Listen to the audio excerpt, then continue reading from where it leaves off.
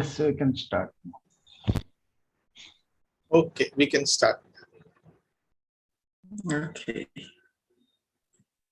Okay, so good afternoon to all the delegates and the speakers that are joining us today for this second session of the day one of the 98th Eastern Conference of the Indian section of the Theosophical Society here in Zoom, as well as in our YouTube channel of the Indian section of the Theosophical Society. I'm very grateful and honored for the opportunity to be part of this conference and with a wonderful team and remarkable speakers. On this occasion, we share our best wishes for a blessed Easter in which the sense of unity and fraternity raises up in each one of us.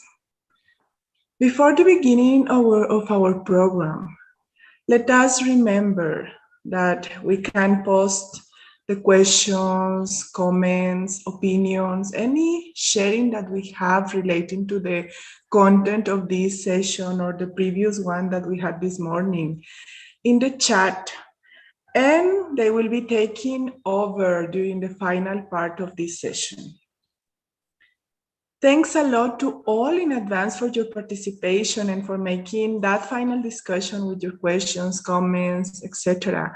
more vital with your contributions. This morning we had a very, very deep and very engaging first session as a part of the theme of the conference, From Known to Unknown. Now to begin with today's afternoon session, in which we will be discussing about qualifications to tread the path. I would like to invite Brother Devarajan, who will share his thoughts on discrimination and desirelessness.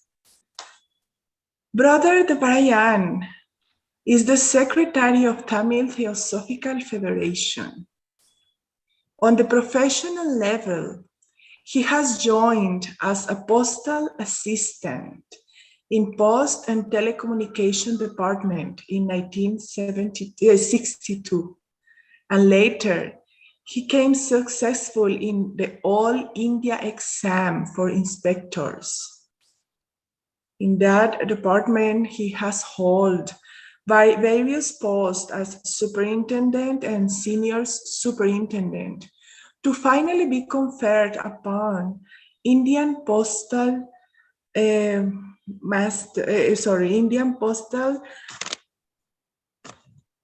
Services in Indian Postal Services in 1995. He retired as a senior class 1 officer in Chennai in 2002. On the theosophical field, he became a member of the Theosophical Society in 2005, and he also belongs to the Theosophical Order of Service since 2010. In the Theosophical Society, he has served in various capacities, like in TS, Executive Committee member. He is a lecturer of the Tamil Federation. As I have mentioned already, he is the Secretary of Tamil Federation since 2021, and he is the President of the TOS for Tamil Nadu and Pondicherry from 2016. He has as well conducted study camps and delivered lectures in Tamil Nadu, as well as participated in TOS South Zone Conference held at Bangalore in 2013. In 2018, he had the opportunity to lecture in English during the South Zone Conference held at Adyar. Being the secretary of the Tamil Federation, he also acts as editor and publisher of Tamilasa Varamagani, the official monthly journal of the Tamil Federation. That happened since October 2021 until date. With all our gratitude, I welcome Brother Devarajan to the floor. Thank you very much. Please, brother, the floor is all yours.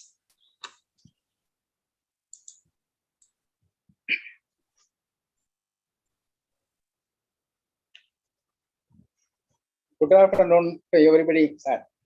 First, I must thank the organizers for giving me this opportunity to speak in this conference on the subject qualifications to tread the path.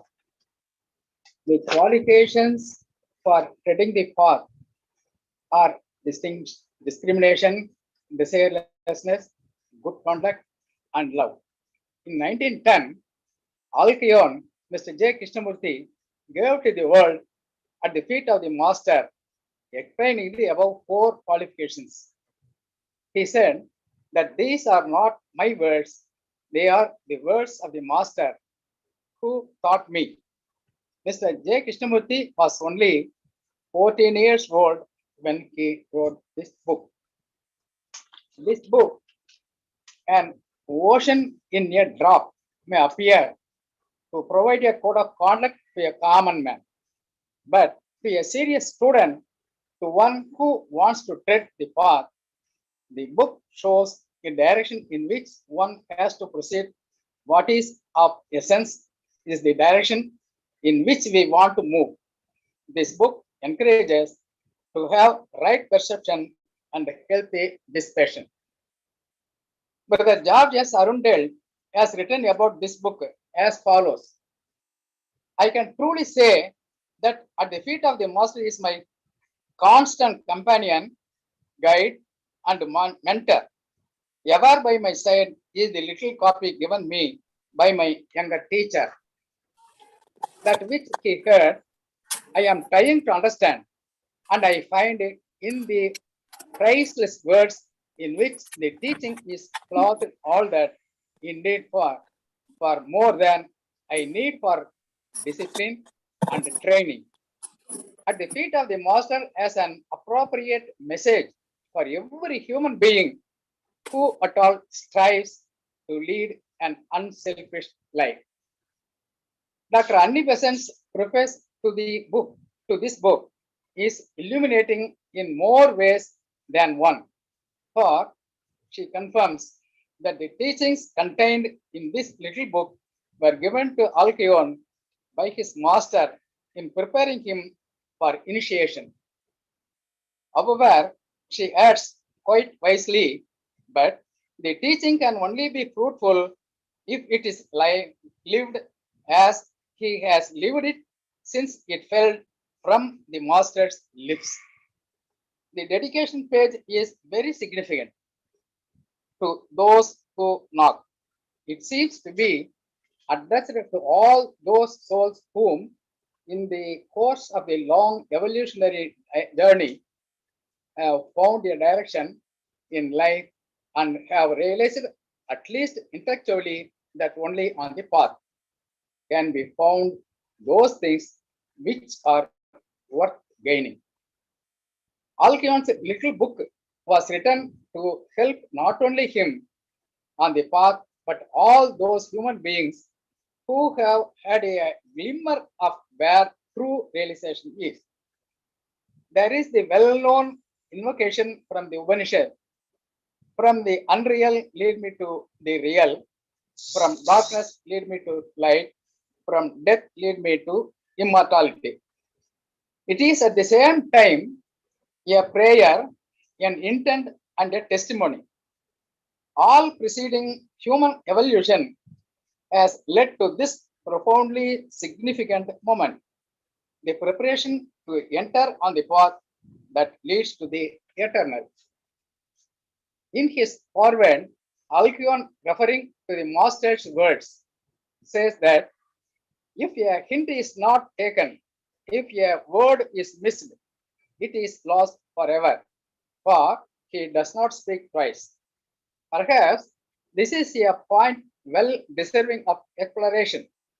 The question could be asked, if someone is teaching a subject, it is normal for the people to miss a word or two of the exposition and therefore ask the teacher to repeat his or her statement.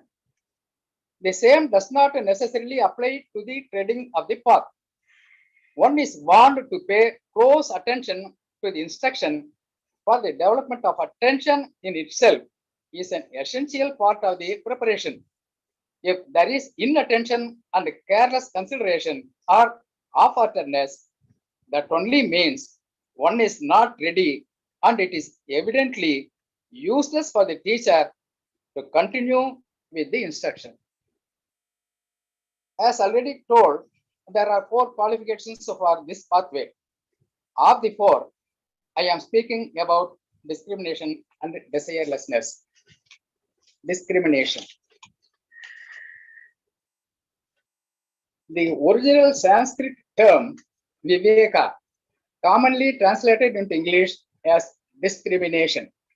At the beginning of the chapter dealing with the discrimination, the well-known statement is made: what religion a man holds, to what race he belongs, these are not important.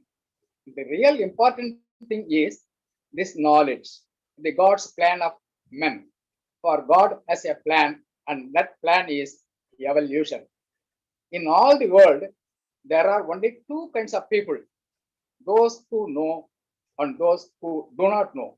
And this knowledge is the thing which matters. At the feet of the master mentions the broad distinction between the real and the unreal, which leads the individual to enter the path.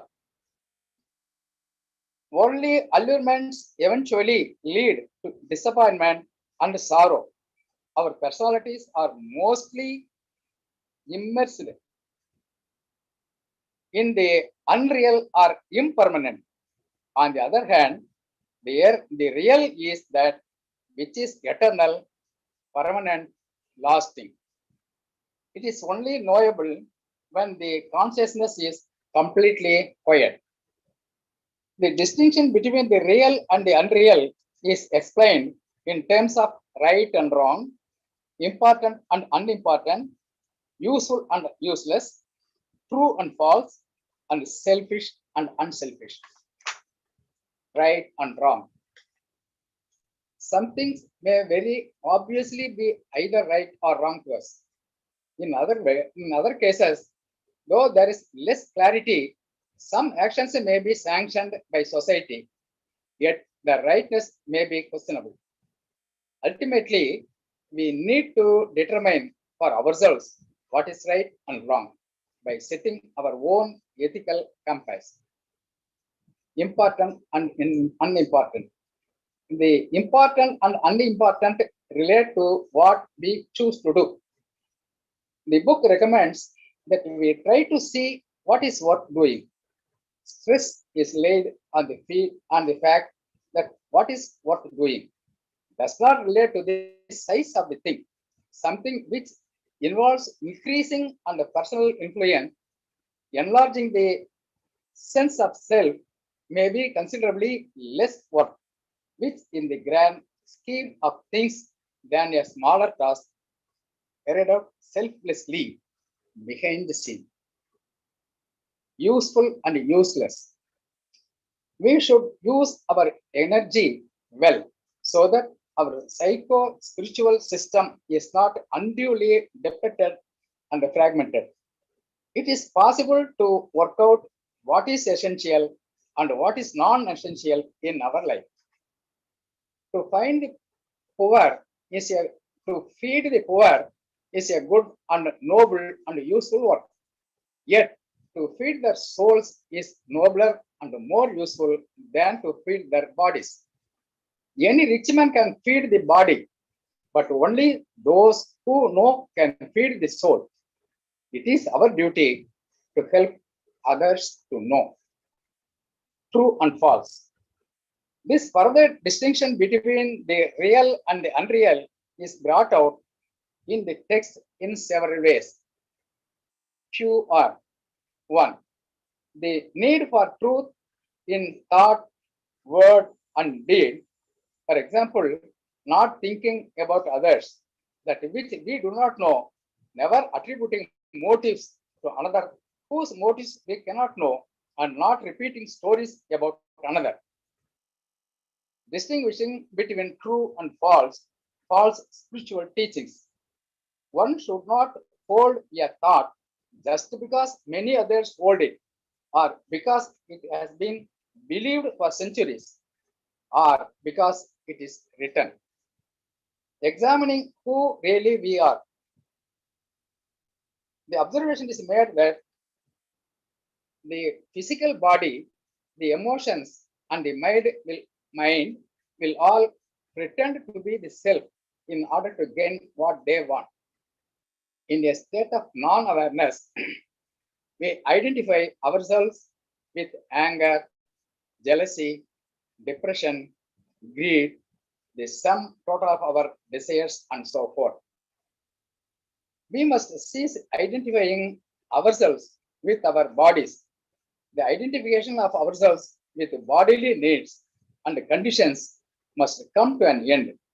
The occultist, the man who is seeking to tread the path, must learn to regard the body as merely an instrument, selfish and unselfish. An image which reminds us of selfishness is that of the Hydra, the ancient serpent in Greek mythology, which possessed many heads. For each head cut off, the Hydra was said to be grow two more. Selfishness is not so dissimilar, for it has countless forms. It may seem to be gone for a while, but then makes its presence known in yet another way. We should learn to distinguish the God in everyone and everything, no matter how evil he is, or it may appear on this surface. We can help our brother, though that which we have our brother through that which we have in common with him, and that is the divine life. Discrimination is to be practiced not only at the beginning of the path, but at every step of it, every day until the end. Desirelessness. A whole paragraph is given to the desire for psychic powers. There are those who say that they desire those powers not for their own advantage or glory, but only to extend their usefulness. But we are told that these powers will come in the course of development when the tree has fully grown, the blossom and the fruit will appear. If these powers exist potentially in one's nature, if they are not a mere restoration of oneself, they must surely come. To force them too soon often brings in its train much trouble, says the master. And he adds, if the master says that it would be useful for you to have them sooner, he will tell you how to unfold them safely. One sentence in this section of the book reports refers to the true master. We are told that in the light of his holy presence, all desire dies, but the desire to be like him. Another common desire which we must sternly repress is the wish to meddle in other man's business. What another man does or says or believes is no affair of ours, and we must learn to let him absolutely alone. He has full right to free thought and speech and action so long as he does not interfere with anyone else. Master's another advice is, unless it is called for, we should not speak. The two, we must think twice before speak. Talk less, listen more. At times, we should keep silence. Finally, what is the path? Brother N. Sairam commented that Ultimately, the path which we seek to tread is not outside ourselves. The person who wishes to tread the spiritual path must become one with it. Therefore, the path is essentially a way of living, thinking, feeling, and acting that spring from our fundamental nature. Brother George S. Arundel has written once that our own lives are parts of God's life, and we can only live our own life truly when we strive to shape them, adapt them, mold them to His. Mrs. Besant has often told us how in the background of our mind is always the thought of our master, with the result that everything she does is influenced and colored by the dominant thought. We too must similarly learn to keep our master ever in our thought, because the master represents in embodied form our highest self, is the messenger of God to our hearts. If we cannot yet think of any special master, at least we can have the image of one of the earth's great helpers ever before us. There are a few living in our midst even now, whom we might do well to enshrine in the sacred places of our being. Every one of us should be hero worshipper, whether of a hero of bygone ages or of one living in the world today. Thank you.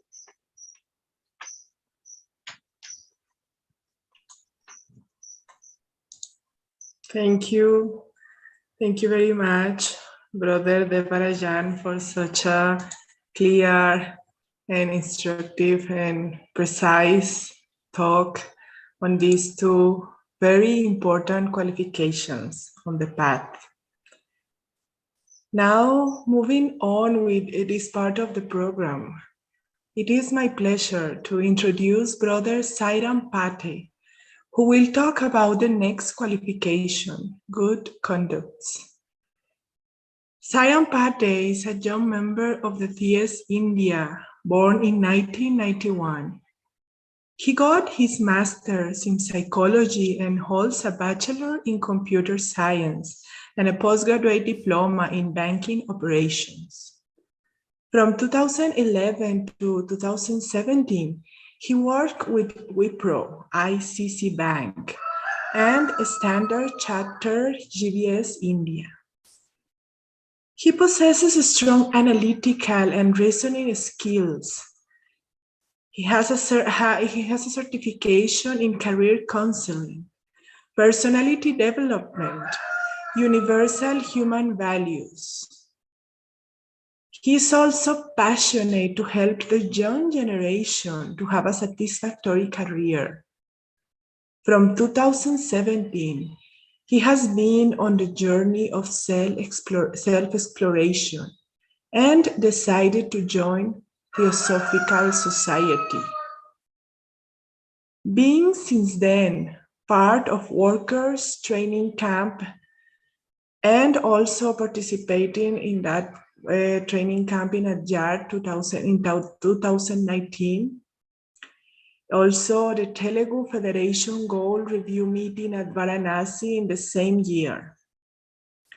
He is part of Ananda Lodge, Tadepalligudem administration and functioning.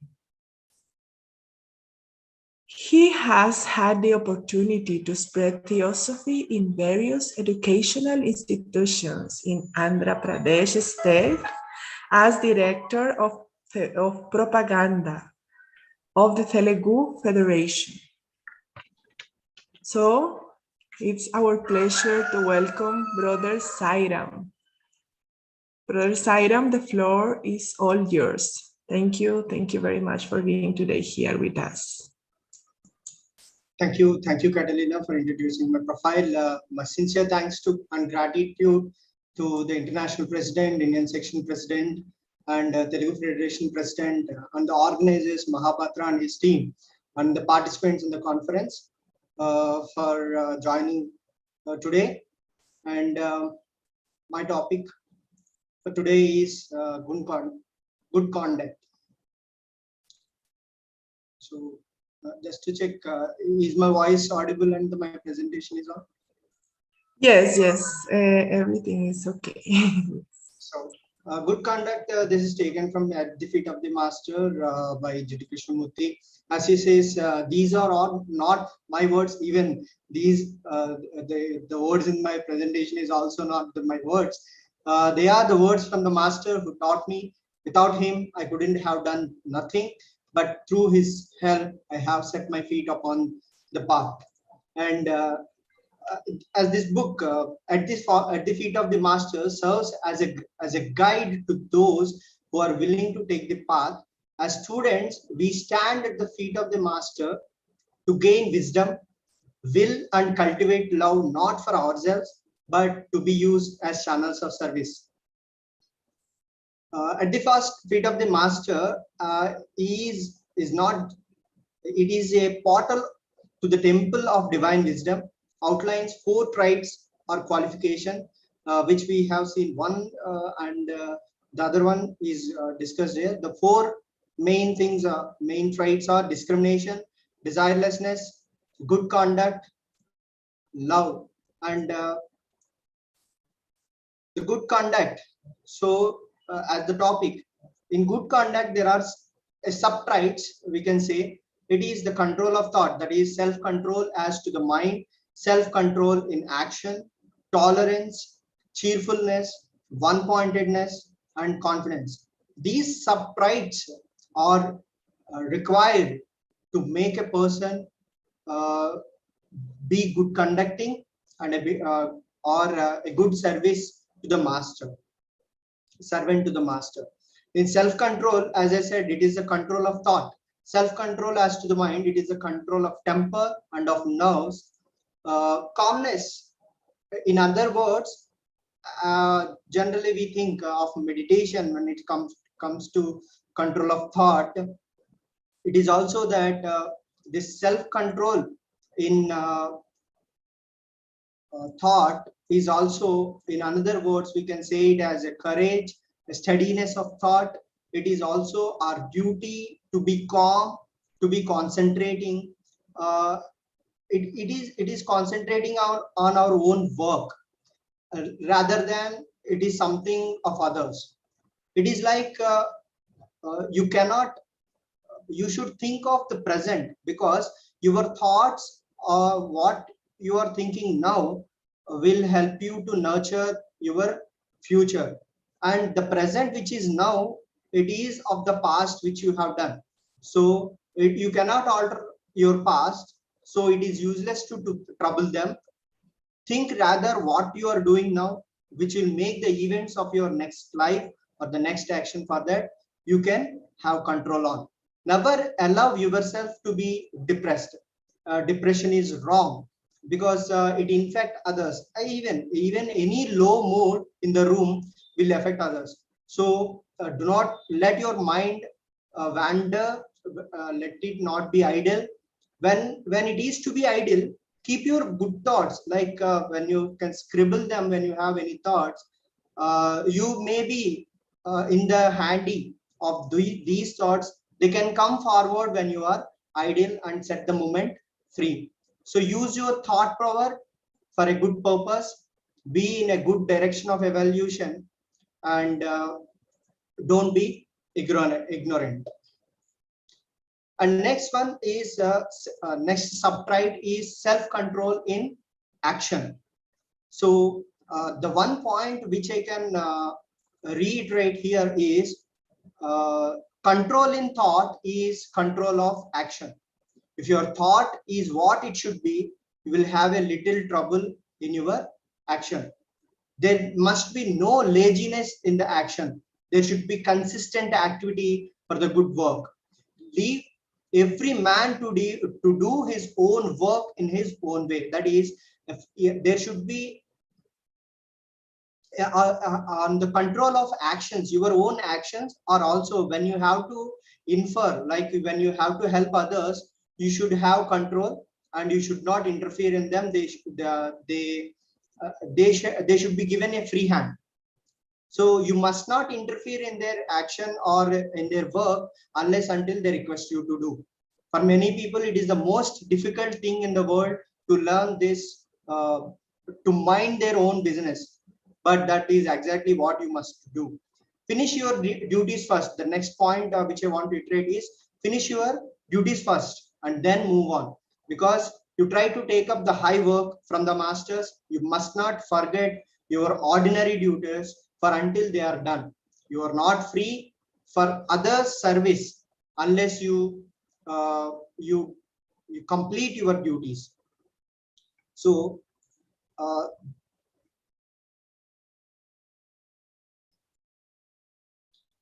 unless the ordinary duties are done, we are not free to do others the service. So the next subtype is tolerant. Here, this is one of the another level of understanding of the subtype to be a good conduct is that the state of existence. The word I can say it is the state of existence. When I was a child, I speak as a child. I understand as a child. I think as a child. But when I become a man, I should put away all these childish things. But however, to be kind and gentle, you should always remember to treat child as a child. So you should be gentle as a child, but however, you should put away, you should keep away the childish things. And respect for all the other religions, all the other people is must for a servant or for a student. There should be no doubt. They are like those double lines. For example, when a child practices a handwriting, there will be a double rule notebook.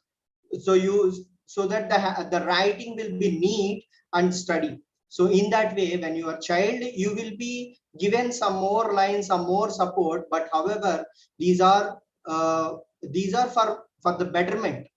But when you grow up, you should take out those boundaries. And in another words, for our understanding, you must follow a religion or a custom or any other belief or any ceremonies. You may continue as a child, but when you free of the thought or when you are grown up, you may leave them, you may set aside them and follow your free thought. So that is the tolerance part. And the next one is cheerfulness. Under the cheerfulness, as a responsibility, you have your duty. On the other word, you can use from karma, you have your own duty, and you must bear your karma cheerfully, whatever it may be. The work you do, the action you take, the thought you are thinking must be surrendered to the master or the lord of the karma. Remember that you are but little use of the master until your karma is finished or the completed. So and you may request the master, and the master may provide you to hurry to run your karma in 1 or 2 lives. That may take hundreds of lives, and in order to make best out of it, you must bear it cheerfully and gladly. In other words, I can say when you have karma of 100 lives, if you want to take it in 1 or 2 life, that can be burdened. But however, even though you are taking up the burden, you must be cheerful. You must not be taking the burden like oh my god, why did you given so much to me now itself? But you have requested it, you are on the path, you have to be tolerant, you have to be doing the service, you are in the path of good conduct. So you should be cheerful, you should be glad that you are given an opportunity in 1 or 2 lives to complete your karma. And so The cheerful must be the 1-point rule.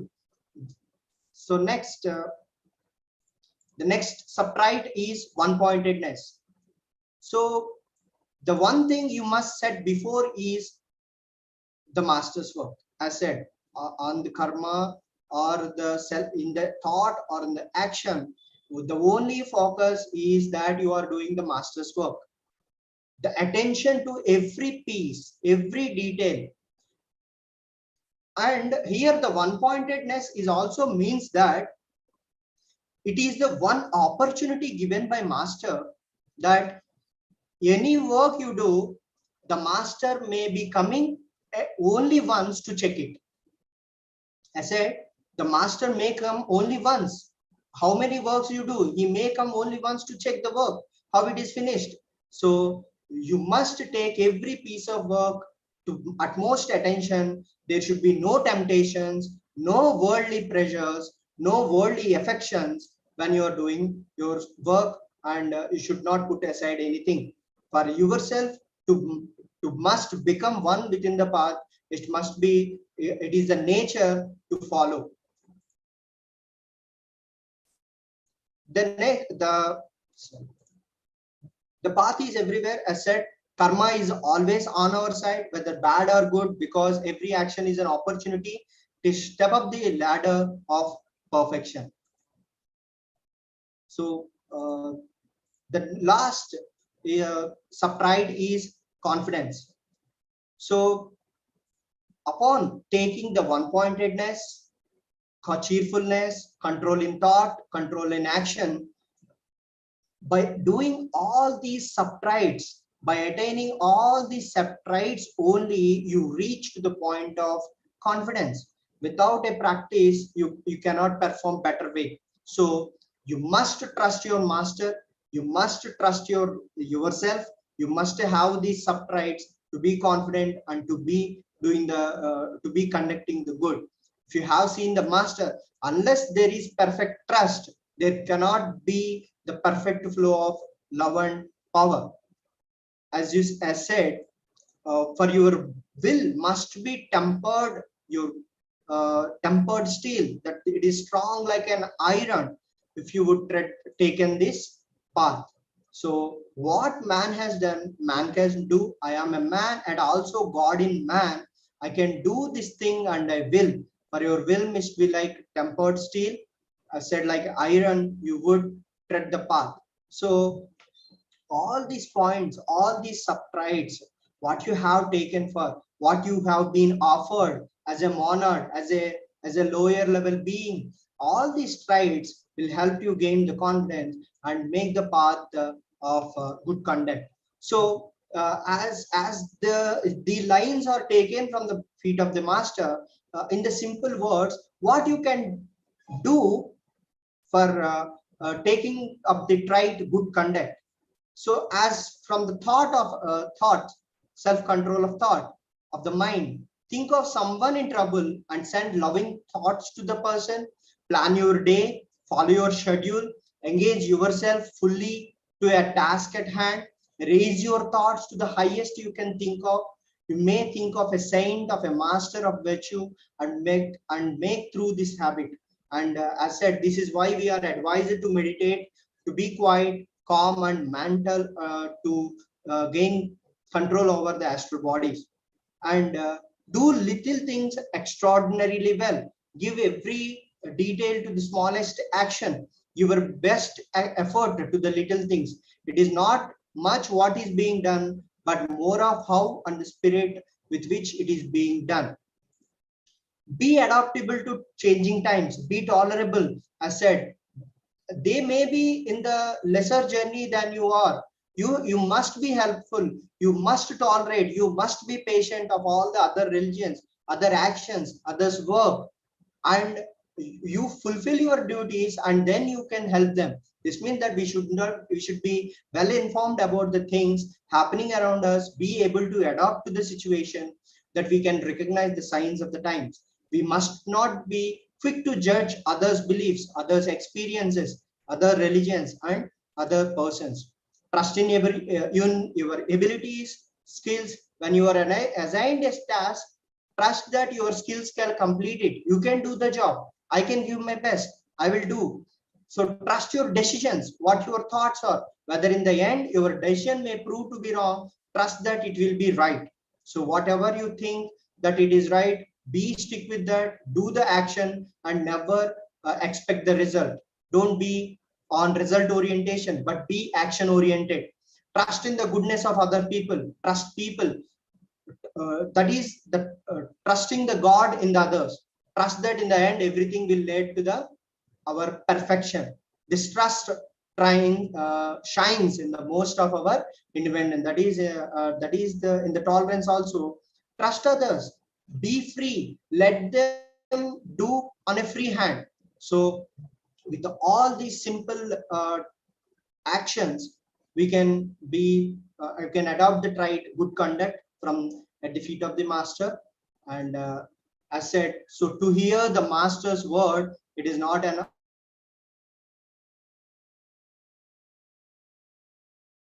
every hint. If a hint is not taken, if a word is missed, it is lost forever. For it does not speak twice. Thank you so much. Thank you.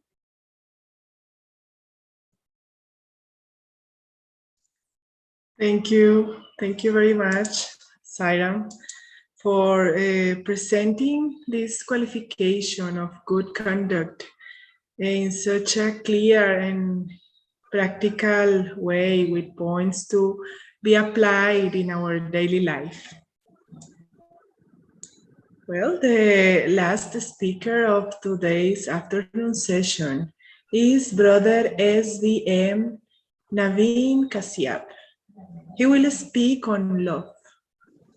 Brother Naveen Kasyap completed his Bachelor in Horticulture in 1997 and finished his post-degree diploma in Sales and Advertising in 1998-1999. Then he entered into another science in healing. The science is Dianetics and Scientology, where he got trained from 2002 and worked with this association for a very long time. To upgrade his abilities, he connected with certain specialists or organizers and got training in subjects like emotional freedom technique, access consciousness, quantum energy transformation, and matrix energetic metaphysics, etc. As of now, he is rehearsing as a counselor, quantum healer, and coach. He is a member of Sri Krishna Theosophical Lodge, Guntur, from 1998 and served as secretary and presently is serving as a member of the executive committee. His grandfather, Sri S. Mallikarjuna Rao, served the society for over 40 years, and furthermore, his father, Sri Venkata Rao, and his mother, Ma'am Sudha, are also senior members of the society.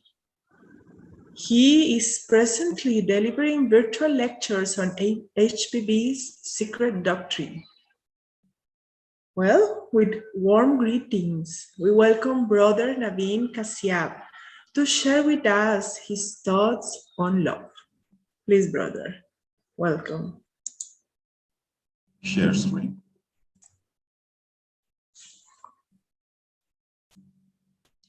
Thank you, Catalina, for a wonderful introduction. I thank everybody, the President, the Vice President, Gohil Garu, organizer Mahapatra and C. Krishna, and all the moderators and participants to make this a good, successful program at this conference.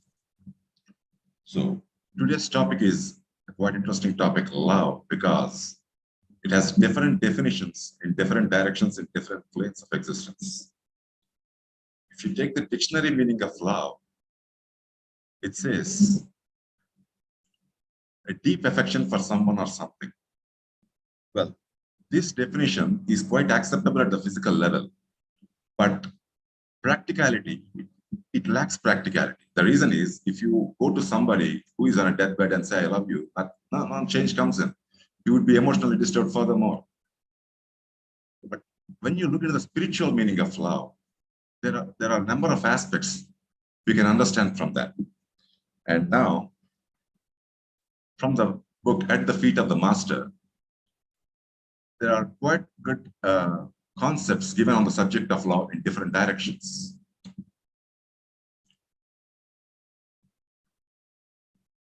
As explained in the Feet of the Master, love is explained as a tool of liberation, moksha, nirvana. It is a tool of resolution.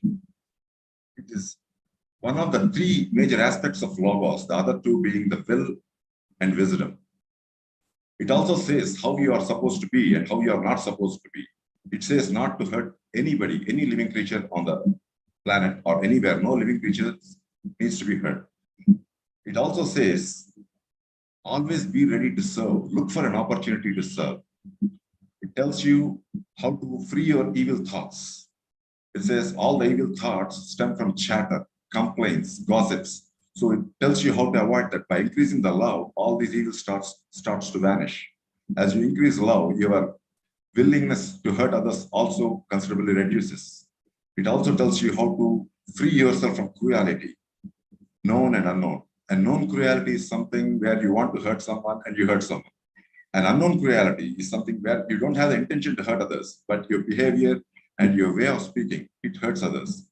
So by increasing the love, what happens is your actions, your words lose the power to harm others. It helps you in the service, transformation, evolution, and many aspects of this development. So, to know all this, we need to understand the spiritual meaning of love. In the spiritual level, we have different meanings of it. When you talk about moksha, nirvana, moksha, mumukshvatva, which means love, according to Feet of the Master. Mumukshvatva means to release. It releases you from the cycles of birth and death.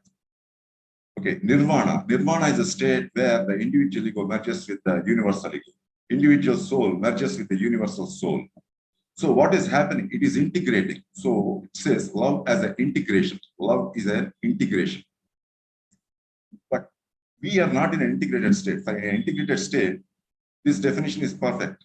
But we not being in an integrated state, we being in a differentiated state, need to establish another meaning of love.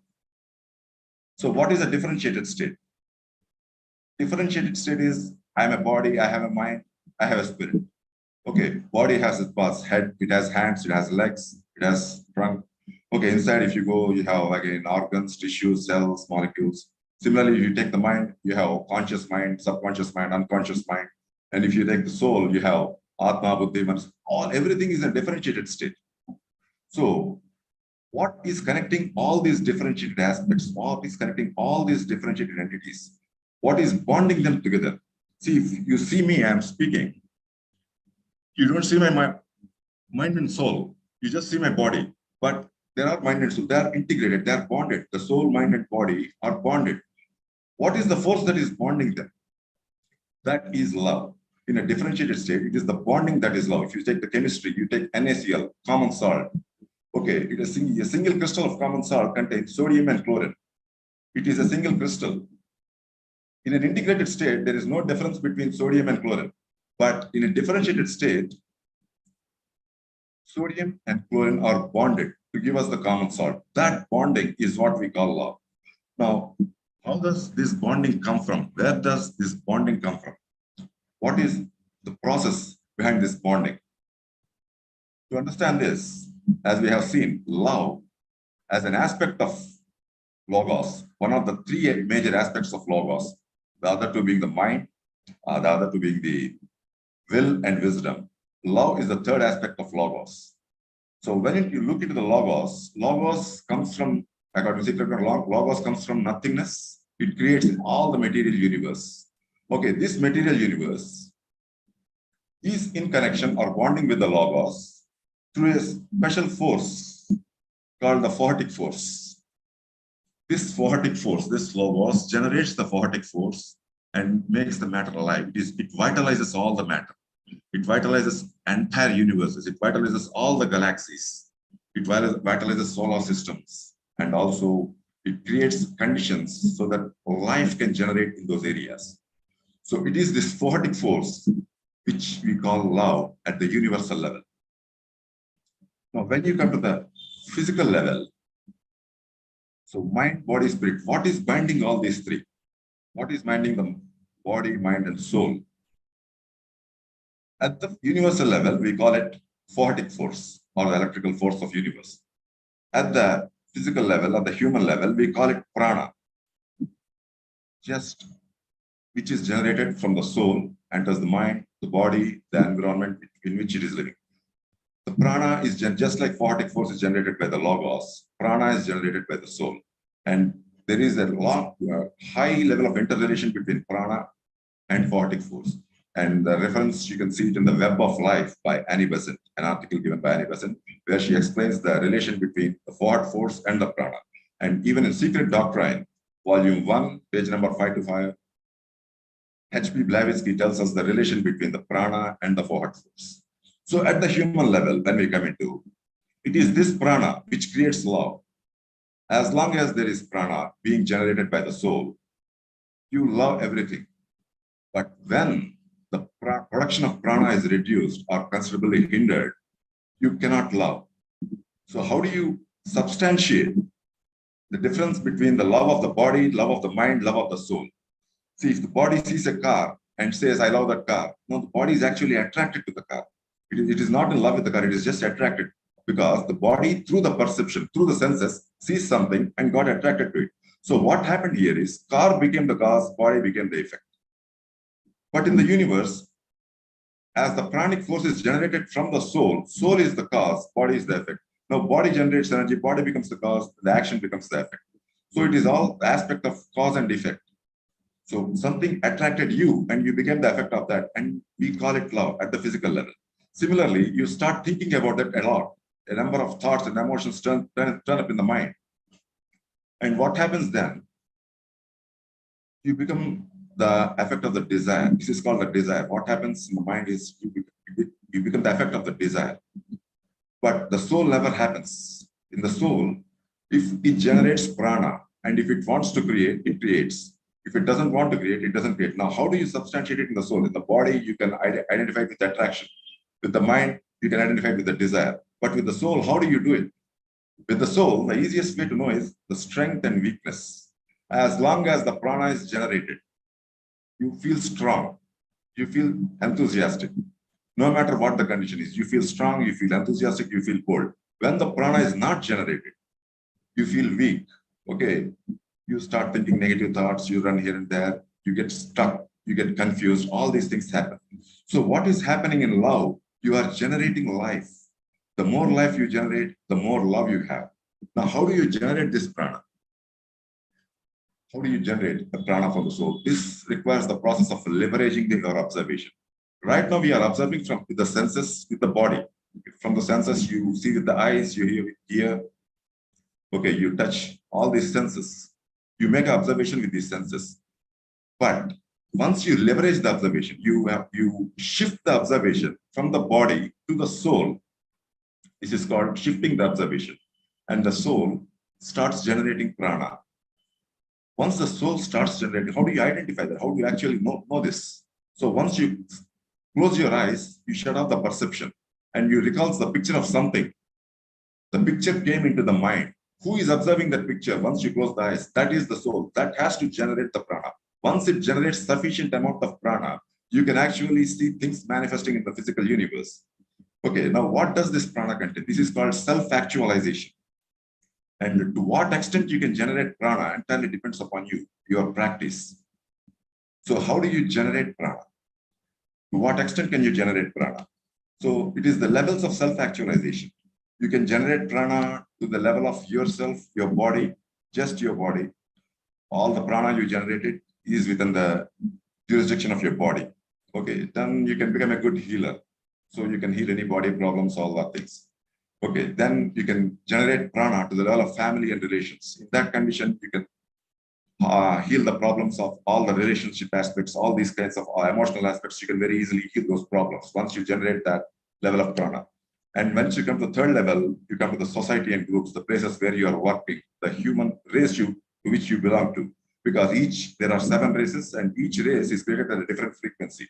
So once you generate prana to the level of society and groups, you can virtually heal any aspect or problems in that area. And fourth, once you can increase more, as you increase the generation of prana, you can actually handle the whole human race. And once you reach this stage, this is what we call moksha, because the amount of prana generated by you is able to handle the entire human race. So as a self, as a soul, you became senior to the human race, at which point of time you don't have to come to the human race because you can serve the human race from a higher abode. So this is the place where you call the moksha state. You don't have to come back to the states of life and death. Then the game is not over. You still can generate more prana. Even without a body, you can still generate more prana to handle the entire life, all the life forms like plants, animals, insects, whatever life is there in this creation. You can handle them, you can change them, you can transform them, you can help them evolve. All this happens at this stage. And further, if you go further, you can conceive the whole universe with the pranic force, at which time you can understand the secrets in the galaxies, the solar systems, the stars, the entire universe. And finally, you can also expand your prana to the level of spirits where you can communicate with the higher hierarchy of spirits, angels, archangels, the dark forces, whatever is existing. Okay, and finally, you can conceive the infinity, the God. And this is where you attain the state of nirvana. That means you have attained everything that is created in this creation. You are able to conceive everything that is created in creation. So you became senior to the creation. So now you are one with the Logos. This is the integrated state which we are talking in the beginning of the lecture. So once you learn to self-actualize, you can generate prana. You can virtually handle any situation. You can resolve any situation, not only yours, but also everyone else's. Okay, to do this doesn't happen in a single day, but with your regular practice of self-actualization, gradually, step by step, you reach that stage naturally. Once you reach each higher and higher stages, you automatically start understanding everything. So the secrets are revealed to you. What is unknown to you, as your awareness improves, okay, as your level of self-actualization expands, automatically you start knowing the unknown. So what happens is you are supposed to practice the levels of self-actualization. That is what you do in meditation. That's what you do in yoga. Once you keep an asana, you take a Padmasana and you self-actualize yourself, you'll know everything about the Padma, which is the lotus flower. The lotus flower absorbing the sun's energy, using the sun's energy for the betterment of the environment, to give the beauty. So all these things can be manifested by you once you really understand what Padmasana is. So this comes from the level of self-actualization. And how self-actualization you enter it through leveraging. Now, what is leveraging? Leveraging means influencing the self. So if you go for let's say, pranic healing, or you go for a Reiki to learn Reiki, the first day you enter there, a master initiates you. So what is he actually doing? He is actually activating yourself to produce pranic energy. This is what is called leveraging. So once you are leveraged, you will be able to generate prana. By generating prana, and you start self-actualizing, you expand it, you actually start self-actualizing. So once you self-actualize, what does this love contain? That it resolves everything. What does the love actually contain? So that it involves, it is doing so many wonders. What does the love contain? What is the contribution of prana? What is the contribution of the forward force? What does it contain? So the love and the pranic force, which you are generating through self-actualization, it contains wisdom. Where did it get this wisdom from? From the first aspect or second aspect of logos, which is wisdom and will.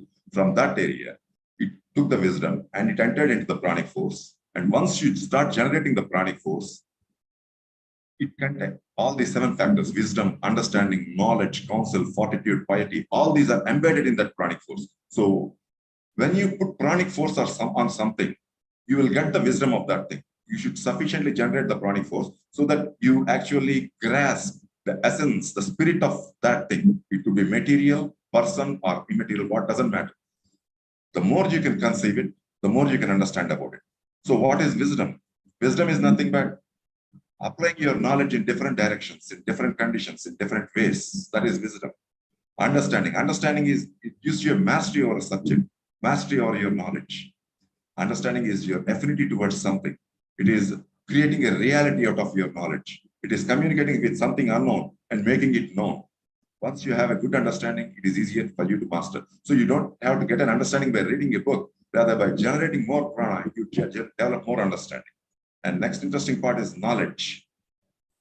The knowledge is the basic difference between the existing state and the desirable state. So, for example, I want to become a great doctor. No, I'm not a doctor.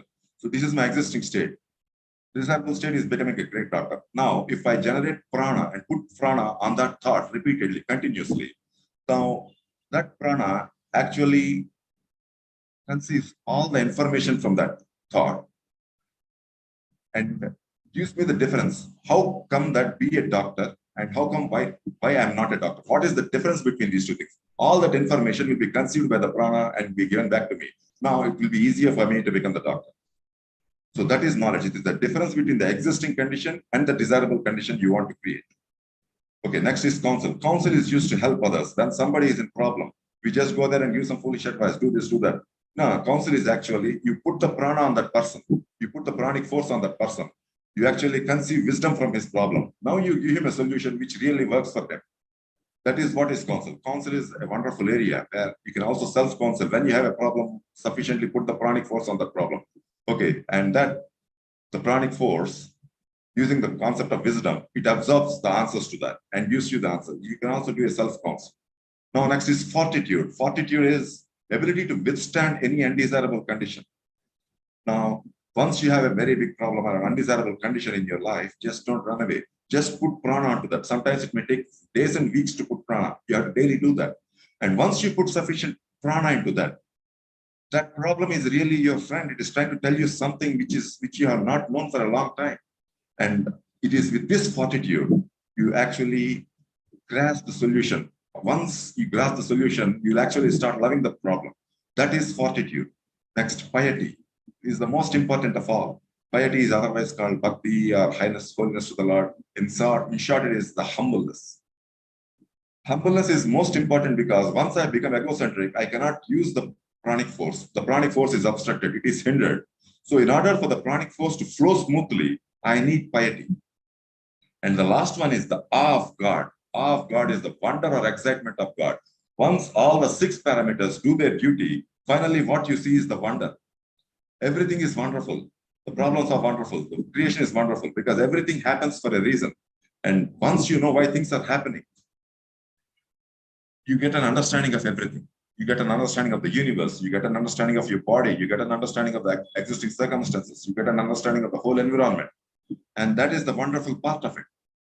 So that is the awe of God. And the contribution of ours is otherwise called, it is given in the book of Revelations and book of Isaiah in the Bible as the abilities of the 7 gifts of spirit. It is clearly given in the Bible. More detailed information also given. The same information is also given in the Vishnu Purana and also Rig Veda. But simple understanding can be taken from the Bible. Okay. After doing this, what happens? You get the results. Automatically, you don't have to expect the results. You automatically get the results. What kind of results do you get? Love. That love which you are practicing in the spiritual plane, you'll start seeing it in the physical plane. Everything appears joyful. Everything is peaceful. Peace. Lord Shiva is a Lord Shiva. The meaning of Shiva is peace. Shiva Sanitya. That means you attain peace very easily. Once you handle the conditions, once you handle with the conditions which are given above, with the contribution of forward force, the first thing that comes into your life is peace. Then you get the generosity, then faithfulness, gentleness, self-control. These are totally self-explanatory. So in love, what happens is, what you are actually doing is you are leveraging your observation and vitalizing everything. It is vitalizing everything, every experience. And once you master this art of love, what happens is you'll be able to manage your awareness, your attention, and use it for the service, transformation, evolution, resurrection of mankind, and the entire creation in general. And what is wrong in that is the person who is a master. And once you are a master, what is wrong in doing all that? So I think we completed the time. So love is in short, love is that thing which gives life, and that thing which doesn't give life is not love. It is something attractive at the physical plane of lower frequency. So practicing love takes you to a higher state of awareness. So with this, I conclude the lecture, and thank you all for this opportunity. Thanks to Brother Naveen Kasyap for sharing with us a holistic, well-explained and very deep view on an inspiring and fundamental qualification as love. Thanks again to the three speakers for taking us in a smooth and deep journey on the 4 qualifications presented by At the Feet of the Master. Now, as we have announced, we will be starting the discussion that will be preceded by Professor Sindhe, who we know he's working currently as a librarian of Adyar Library, and he resides in Adyar for a long time. So I request Professor Sindhe to begin the discussion with some comments and words on the subject. And then I will proceed conveying him some questions that have been received in the private chat, and also the questions that comes in the chat now. So again, please, I invite all of you to write your questions, or if you want to make a comment, raise your hand. Well, Professor Sindhe, thank you very much. And please go ahead. You can unmute yourself, please. You are muted. Thank you. Okay.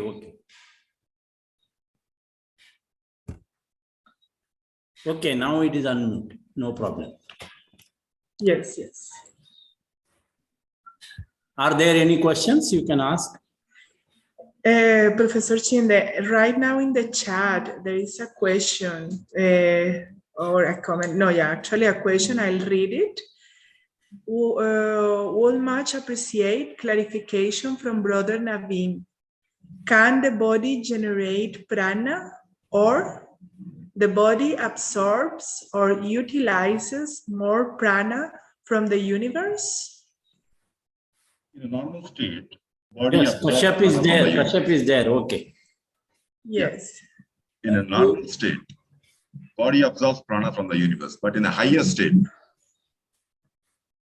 elevated state, where you in a self-actualized state, the body can also generate prana, because once you are in a self-actualized state, all the elementals of the body, all the ethereal beings, the terrestrial beings, the elemental beings also evolve along with the body. So at that condition, the body can generate prana.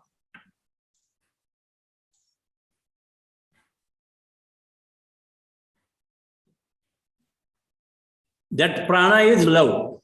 Yes, exactly. in terms of love, we can say body can radiate love. So if we say like this, then you may call it as prana or whatever it is. It is love.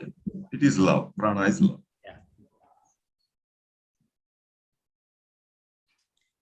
Professor Sindhe, we have one more question received through the private chat. Is fear of death the fear of unknown, or fear of losing the known? To whom this question is? It's not addressed to anyone in particular, so. Yeah. In question itself, there is answer. The fear of death is the highest fear in our life. So life, when we say there is life, there is also the other end of life, that is death, and which is certain. Life is uncertain, but death is certain. So when death is certain, we have fear of death. And this fear of death, as he has asked, whether it is fear of death or fear of losing our life, or is it the fear of leaving the loved ones behind? So it is quite true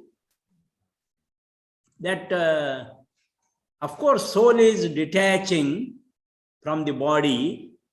We study in the 7 principles, all that. And while detaching itself, it has got pain of attachment. And that pain of attachment is suffering. And we have fear of this suffering. We have fear of this dispassion, detachment.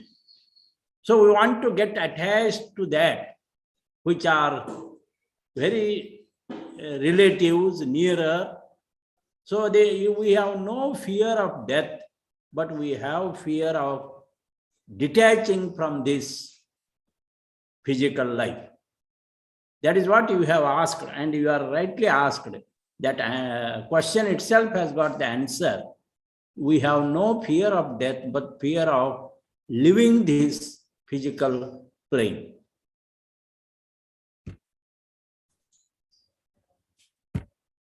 Thank you, Professor Sindhe. Shall I go on with the next question? Okay. How can we, or it is also not addressed to anyone in particular, and the question is, how can we unlearn what we have learned? Yeah, anybody is Naveen, Kasyap, or anyone who is already given talk. If anybody is there, want to contribute, they can contribute. Okay. I will tell you how to do that.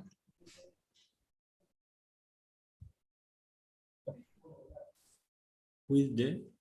Yeah. What actually happen is you are giving more importance to what you have already learned and not getting ready to know the new thing. So once you put more attention on what you want to know, that is the difference between the existing state and the desirable state, and you grasp the information from the desirable state, stop putting the attention on what you already know, because it is, you already know it. So try to put more attention on what you want to know. That will unlearn what you already know. Putting more attention, putting more awareness, putting more life into what you want to know. That will unlearn it. If you try it physically, that will create a lot of emotional disturbance. But just simply putting more attention onto what you want to know will unlearn what you already know. That is the simplest way. There are many other ways, but this is one of the simplest. Yes. Unlearn. Unlearning is a process where we can do a lot of things. We have learned a lot. So that's why Krishnamurti says freedom from the known. So whatever we know, that we must forget. So the knowledge is the hindrance.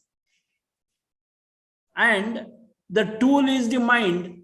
And that is what at the feet of the master in this lecture it is said. If your thought is what it should be, you have little difficulty in your problem. Who sees the problem?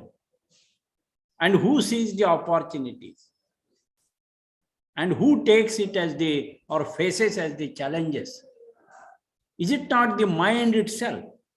Mind is the factory of thought, and it is this, when our thought, if it is not what it should be, we have difficulties, we have problems.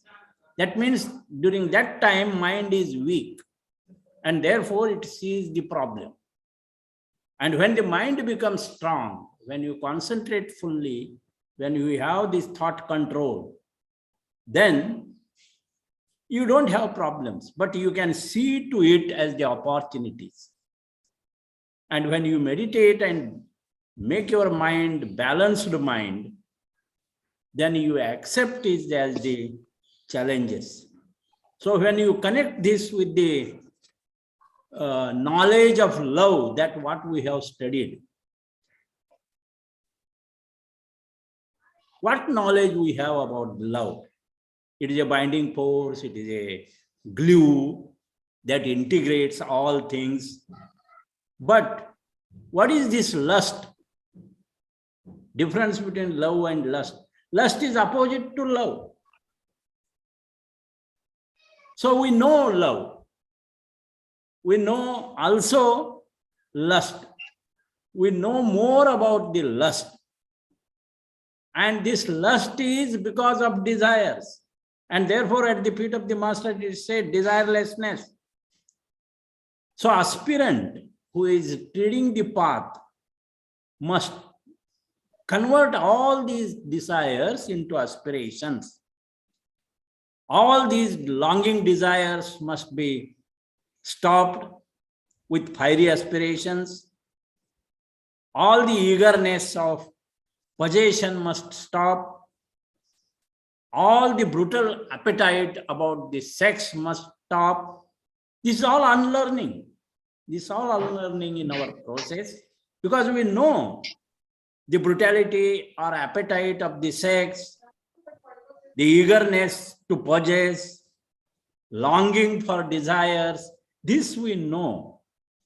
And what we know we must unlearn, means convert them into the fiery aspirations. And that is what hard task we have to take to convert this. This is a process of unlearning. Unlearning process takes you to the liberation, actually. If anybody wants to add it, you can add. We have also one question addressed specifically to Brother Sairam by P. Raghu Ramarao from the Telugu Federation. He asks, does the perceived good conduct is far from the eternal truth, which is on eternal search? Yeah.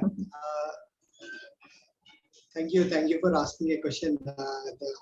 So, in simple words, as a child, as I have mentioned during the discussion of tolerance towards the religions, tolerance towards the actions of others, tolerance towards the customs or the practices of other religions, other people, all these things. And even like a child in a school, he carries a bag, he carries books, he writes the notes, he practices the daily tasks.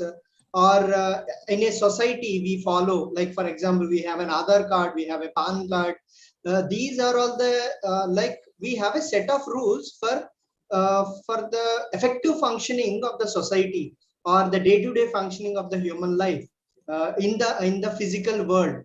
But however, as said, the service to the masters, the good conduct is always the thought, the far behind thought. What you are asking is that it is the universal brotherhood, or all the people should work towards to the service to the masters or reaching the higher level of a human being. I said that the lower level of a human being has these kind of qualities, like the discussed points of thought, control over action, so desirelessness. All these traits and qualifications will help you to achieve the confidence, to achieve the eligibility, to overcome, to complete your karma and enter to the path of the higher level human being, to achieve the purpose of the universal truth of this. Like I think I have addressed this in a simple manner. So all the lives, all the rules which we set are for the simple living of the physical world, but however the purpose should be the higher truth. Thank you. Yeah. Good. It is a good conduct. So the question is asked for the good conduct. Really, we have to be good. That is the spirituality. Spirituality is spiritualization of our materiality. So, spiritualization of the materiality on one hand, and materialization of the spirituality which is within, the materiality of the divinity or spirituality which is within, on the other hand. So, this is what at the feet of the master it is said. The divine trinity must express through the personality. So, it is the will, wisdom, love. Love that inspires the will, and will that directs the wisdom, and wisdom that enables to act. So if this divine trinity reflects in the personality, then that brings the spirituality down into our personality. This is what a good conduct actually. And one more thing we all must remember, love is the last qualification, it is said. True, love is also a feeling, and it is an immortal feeling. Opposite to it, hate. Hate is also immortal feeling. So when we say such kind of feeling, which are immortal, so love and hate are immortal, don't allow your mind, don't allow your emotions get involved into the feeling, bad feeling, evil feelings, because these are immortal. So if you remember this eternity of these feelings, so in that sense, we know much about the hate and we don't know much about the love. So both are immortal feelings. And these immortal feelings are the reason for cruelty, war, whatever we say in the present day. So in this sense, whatever good conduct we are thinking of through this at the feet of the master, this is a process of spiritualization of our materiality. That is what we have to remember, I think. Any other? Yes, in this respect, N.C. Krishna is saying love is equivalent of mumukshudva, as explained by Naveen, and he also has a question that complements the question on the good conduct. He says, Shat Sampati is same as good conduct. Can it be explained? So, bro, Sairam, can you please unmute yourself? Thank you. Next, the Shat Sampatti, Shamadhamati Diksha, Shraddha, Uparati, Samadhana. All these qualities are one kind of related. It may be like these are taken from Vedas of Hinduism. These kind of qualities are discussed in other religions, as said, tolerance towards. So we have all these qualities in every religion or every practice of human being. The ultimate action for the human being to be achieving the universal brotherhood, to help others, to share love, to practice the truthfulness. So all these things lead to the good conduct. Whatever the words may be different, as said, Shat Sampatti, these are the taken from the Vedas, from the Eastern world or Eastern knowledge. The Western has different words, different practices. And however, what is the ultimate thing? The human beings are everywhere equal in the world. So the ultimate purpose is the same, to achieve the good conduct, to be the servant to the master. So I may have addressed the question. Thank you. There is another question.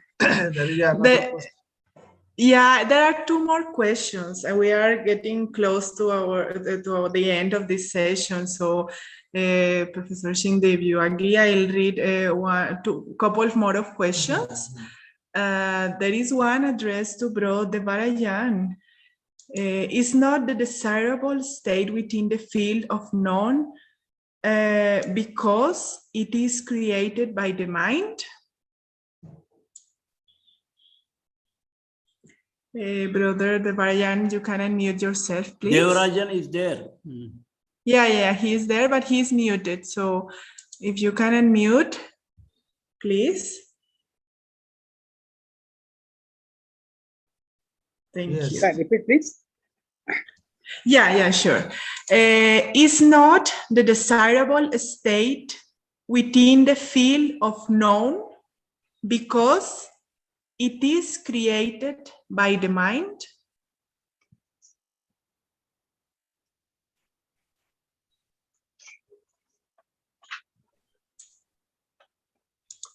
Desire is created by the mind.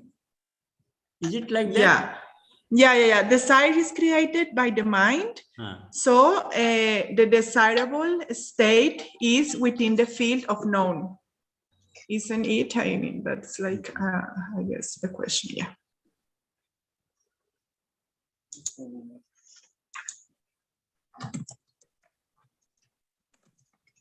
Devarajan, you can explain. You can explain. I am not able to. Okay. What he asked, desire is created by the mind.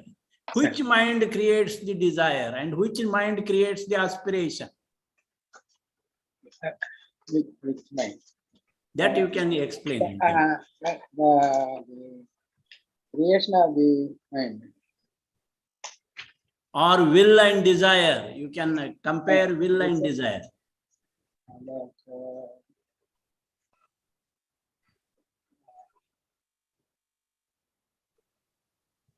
The common desire must only. Okay, I will give you one example to answer this. Will is different from the desire. Will is more powerful and it is not the creation of the mind. It is of the Atma. Atma power is the will. Atma power, Atma Dhyan, whatever it is. And as he asks, desire is created by the mind. Yes, it is created by the mind. Mind is the factory and it creates the thoughts, and desire is the force. When desire, force and thought, they combine together, that becomes a kind of action in the form of words or behavior, whatever it is. So desire is created by the mind, no doubt.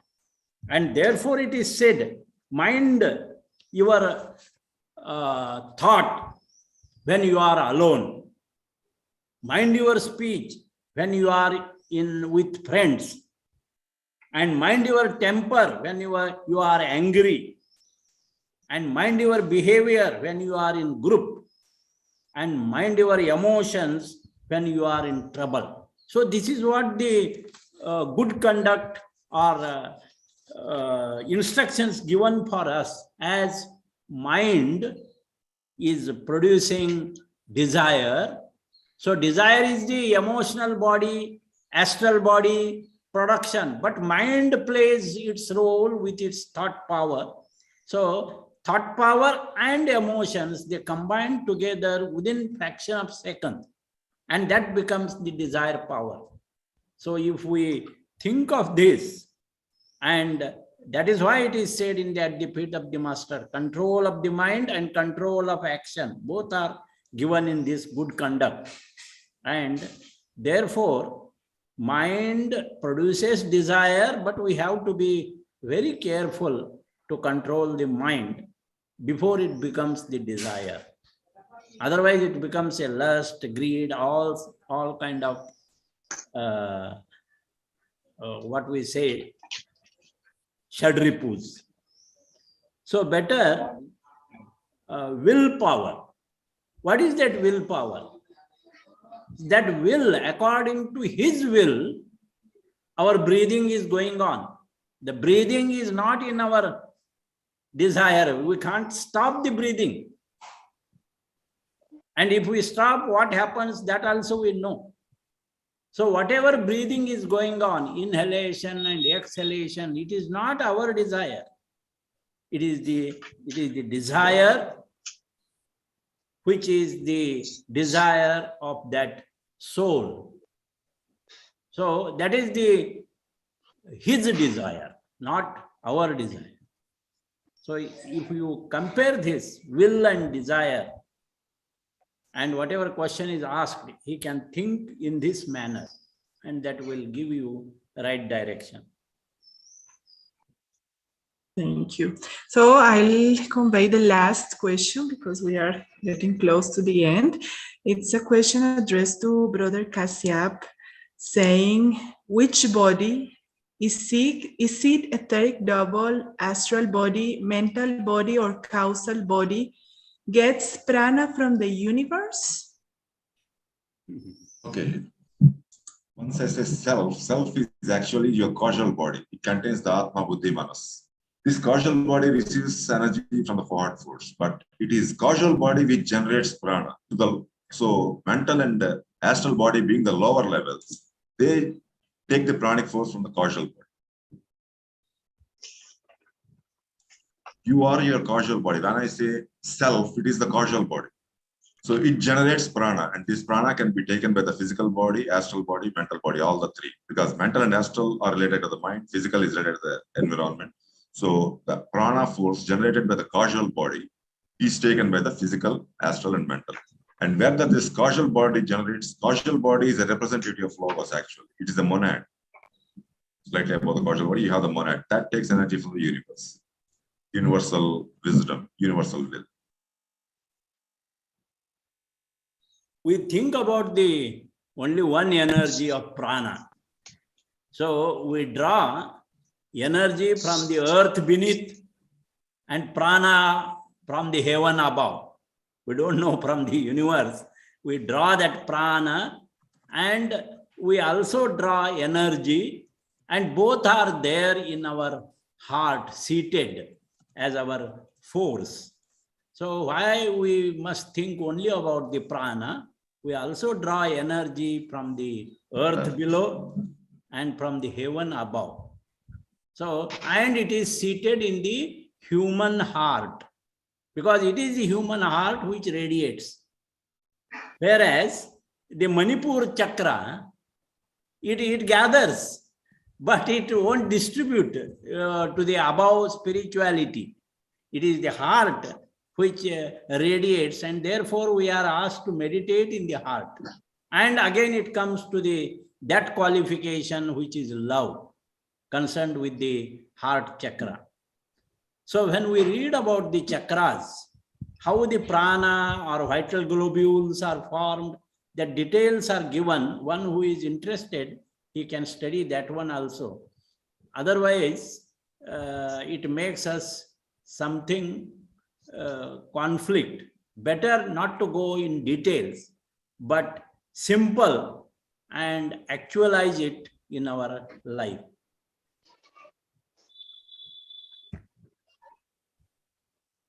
Thank you, Catalina. Very nice. I think we have finished almost. Yeah, we are almost on time. That's true. I just want to read one last comment from Sairam, saying Kshama means to have that inner tranquility of the mind. Shanti, peace, comes from the word Kshama. Dhamma, which means having a say over your own senses. Titishka means the ability to endure even that which is not of your liking. Shraddha means to adore something that you don't completely know.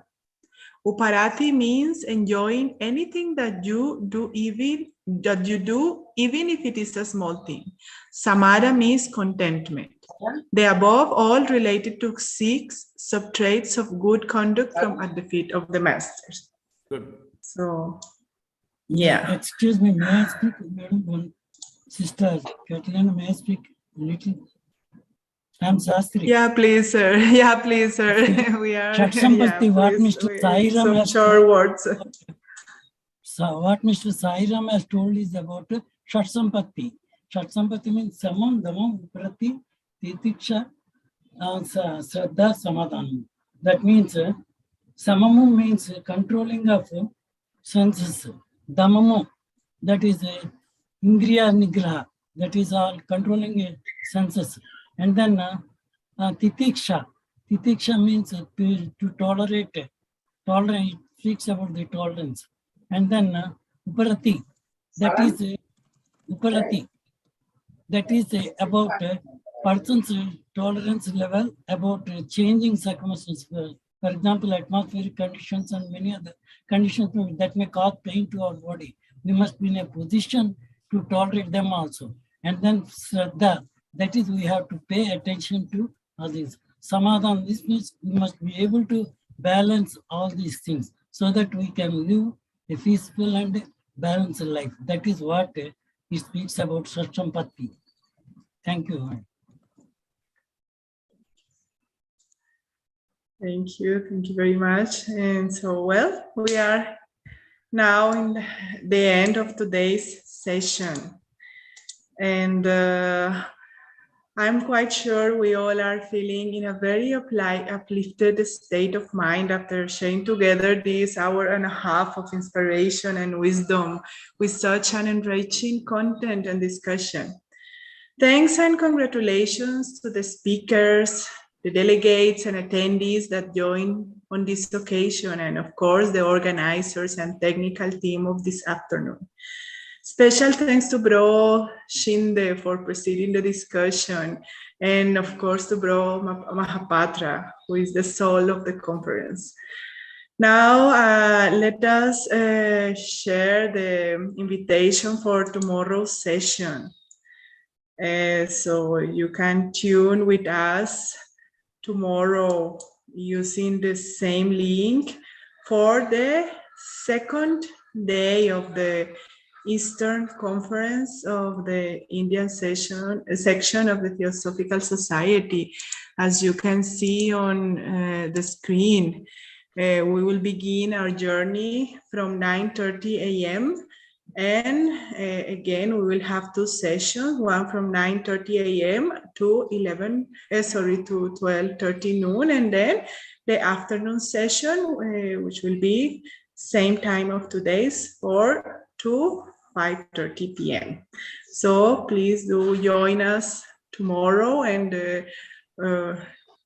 following day also, so you can enjoy the entire conference. And now I would like to conclude this enrichful session with a prayer to share our good thoughts and love to all living beings, with all living beings. I do request you, if you feel comfortable, to close your eyes and just get in touch with that source of all wellness, all love, with our higher self, having in mind that all of us are one, and love is the power that unites us.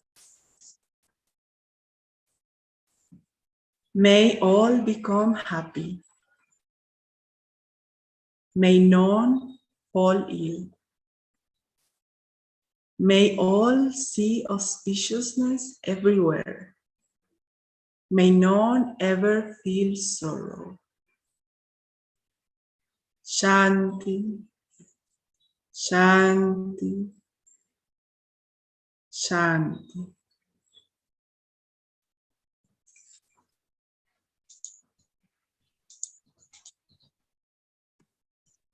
Well, Thank you, thanks again Catalina. to all. Then see you tomorrow. you. Thank you, sir. Thank you, Professor Sindhe. Thank you.